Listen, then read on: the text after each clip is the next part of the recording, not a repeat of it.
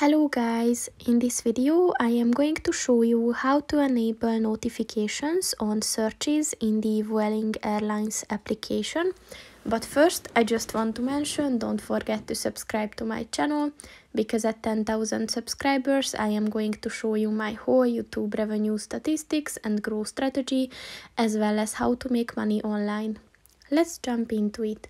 First of all, open the application on your phone.